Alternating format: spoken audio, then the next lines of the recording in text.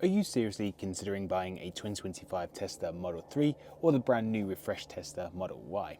Stuck for choice or want to hear about some game-changing secrets that could save you thousands? Do you really need to upgrade to the long-range all-wheel drive, or has the long-range rear-wheel drive got you covered? What info should every Tesla owner need to know that Tesla don't tell you from the get-go? Good questions, wouldn't you say? Well, I'm Adam, and I've been uploading weekly Tesla videos since 2020, and believe it or not, you learn a thing or two when you talk about Teslas every week. Maybe why I don't tend to get many invites these days. Anyhow, we're diving into the nitty-gritty topics to help you decide which Teslas are actually right for you, how to snag a deal, and the sneaky mistakes that you cannot afford to make during the buying process, and any other ownership tips along the way. So if that's right up your street, hit that like button, subscribe if you haven't already, don't forget to hit that notification bell. Right, tip number 1 of 8, let's get into it. It's the easiest question of them all, right? Do you buy a new Tesla Model 3 or the new Tesla Model Y? And if you've been scratching your head over this, don't worry, we've all been there. They do have a lot in common, but there are some distinct advantages or differences you have to know before committing to your buying decision. Take the Tesla Model 3. It's your sleek sedan choice. It's so sleek, it's lower to the ground, and so it's sporty as hell as a result. And that means that you're probably going to achieve range that's probably actually going to rival your petrol motor at present. Then there is the boot. Now, this has its uses, but also its limitations. You get wide and deep, great for a few bags or a couple of suitcases, but don't expect to serve a chest of drawers or even a wardrobe in there. The height's a no-go. Workable, but it does have its uses for sure. Then there is the Model Y. It's bigger everywhere, taller everywhere, and there's a proper hatchback boot. So pushchairs, strollers, your shopping, your mate's dodgy DIY project, they all fit in here at the same time. No sweat. Plus, you're actually going to sit a lot higher as a result, and it's a much comfortable seating position for some. And equally, you'll see more on the road, and frankly, there's plenty more legroom for your passengers, especially those backseat drivers. So here's the rub. In plain speaking terms, the Tesla Model 3's efficiency is top notch. So you get more miles per charge, and it drives like a dream, and ultimately you'll love that sporty buzz. That's in the DNA of it, and I know I did with my Model 3, and I squeezed 2 baby seats and a pushchair in mine. So family life in a Model 3, it's all doable, but it's tighter than with the practical pick of the Model Y. And this makes the Model Y the family-friendly pick, the high rider, the space and storage for days. But no, you will sacrifice a trim of range in that process. But in 2025, the Model Y range is still going to be surplus to requirements for many. So ultimately, what's your vibe? Efficiency and zip, or space and ease? Beyond design DNA advantages, stick around, as the next tip is where it's going to get properly juicy if you made a buying decision. Alright, say you've nailed the decision in principle, being the Tesla Model 3 or the Model Y. But now the big one. The rear-wheel drive, the long-range rear-wheel drive, the all-range rear-wheel drive, or performance. Sounds simple, and it really is when you know what you're actually picking between, and Tesla don't really spell it out for you. The rear-wheel drive Tesla Model Y and Tesla Model 3 are the entry ticket Tesla, and boy, don't be fooled by that. It's a solid base offering with a decent kick off the line, an LFP battery that means degradation should be the very least of your concerns, and a high max range from the get-go as standard. Worried about traction as a rear-wheel drive car? Don't. I've had both the rear-wheel drive Model 3 and Y, and I only felt the back end twitch once, and that was when the tyres were knackered. But with the right tyres, wet roads, icy patches here and there, no drama, it's a trooper. The traction control is actually quality. Then there is the long-range rear-wheel drive. Now, that's a quiet little gem, and the best range going across the trims, charges even quicker than the base rear-wheel drive variants too. Acceleration is going to be a notch better, but let's face it, you wouldn't pick or opt for the rear-wheel drive long range on speed alone. You'd pick it for range and efficiency and the charging speed at a competitive price. It's going to be a sensible pick for some, but that step up to the all-wheel drive long range or performance, and then you're going to be in proper dual motor land, grip that will save you bacon in a storm. Acceleration that will probably make you granny grasp, probably. And to be fair, you don't sacrifice much range in the Progress either. Performance, well, that's going to be a different beast. That will allow you to go full nutter speed and safely, of course. But you know, with performance, range isn't going to be your priority, but top speed, 0 to 60 acceleration, and just the performance looks, of course.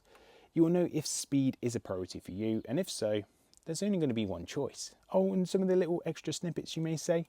Well, the long range all-wheel drive and performance variants will get premium audio, so that's more speakers and a proper bass. Sadly, rear-wheel drive and long-range rear-wheel drive variants will stick with the immense sound setup of less speakers and no subwoofer. So what's going to be the deal for you?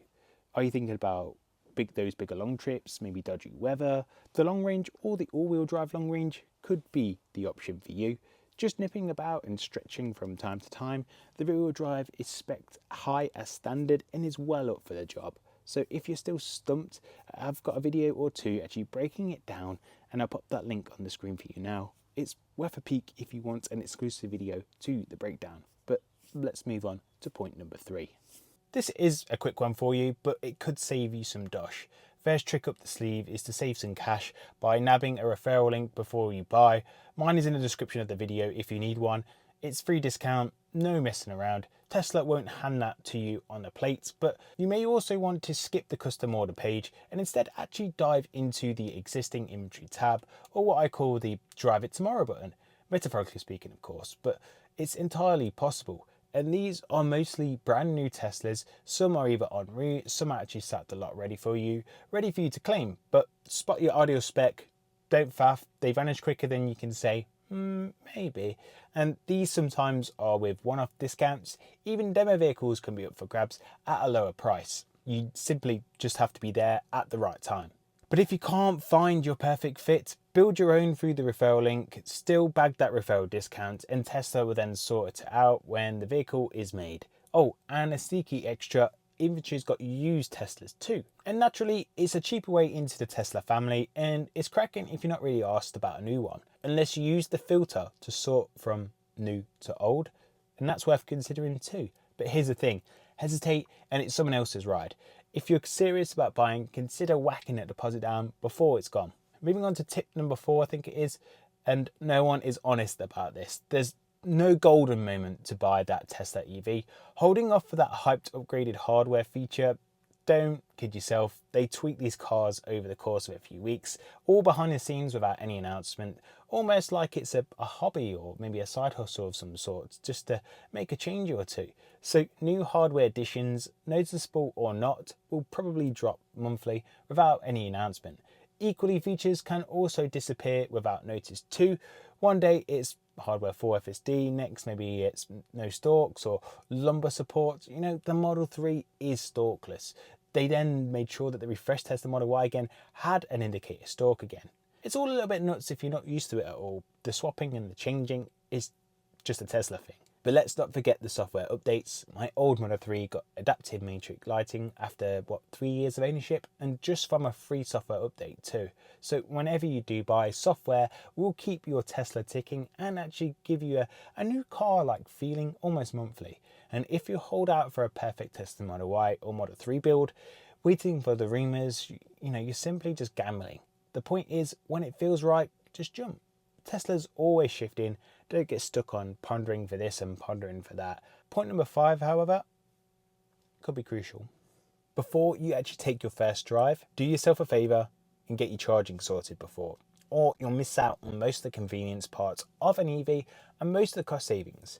A wall socket still works well, slow as a snail mind, but it has its uses. A 7.6 kilowatt hour home charger, however, now we're cooking.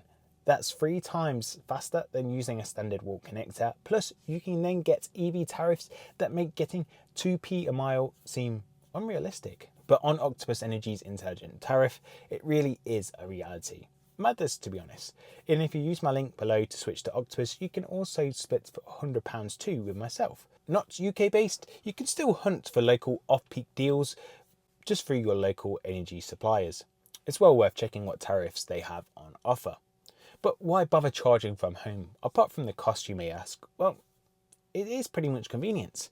There's no better charging experience than just plugging it in when you're home and just letting it do its thing while you do your thing from the comfort of your own home. Pretty convincing, right? So do set this up pre-delivery if you really do want the best out of your Tesla ownership experience. Okay, tip number 6. When it comes to apps that may help you with your ownership beyond the obvious Tesla official app, there are 2 apps to download before you pick up a Tesla, and I've not been paid in any way to recommend these. I simply just want to pass on the knowledge. So ZapMap is your charger finder, free or paid stations, anywhere on a map, consider it done.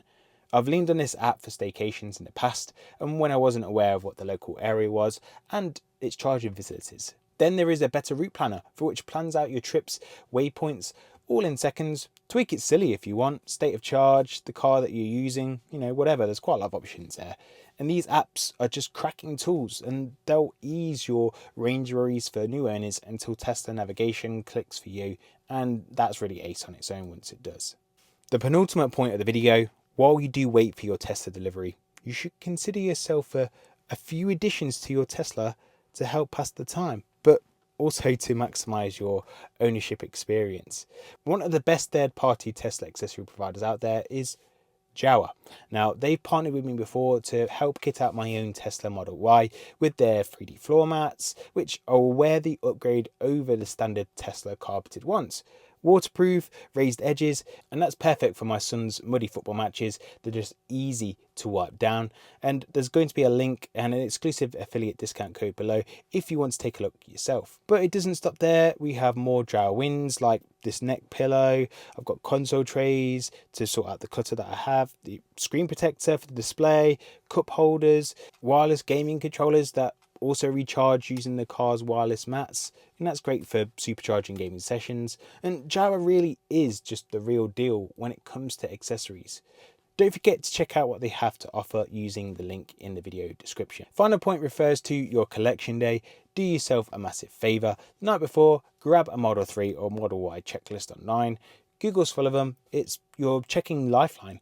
Panel gaps, paint, FSD if you shelled out for it, everything you might forget in the moment. And this just helps you laser focus on what counts. But don't just spend your time ticking boxes. This is your new car moment. First Tesla maybe it's your first EV, and that's pretty massive. You could be waving goodbye to petrol pumps for good at that point. Snap a picture, soak it up, you've earned it. It's more than a car, it's actually a shift. Just enjoy it like any other new car though. And there you have it. Start to finish, your Tesla Model 3 or Tesla Model Y, the trims, the deals, the charging, the lot. I hope I answered all of the questions set out at the start. Did I miss anything obvious? And if so, chuck it in the comments below, or don't. Just tell me what you like or don't like about Tesla EVs instead if you dare. Don't forget to like the video, subscribe if you haven't already. Do share it with any friends or family that may find the video beneficial. Links for referrals and Jawa, etc. They're all going to be in the description for you. Thanks for watching, and I'll see you in the next one. Ciao.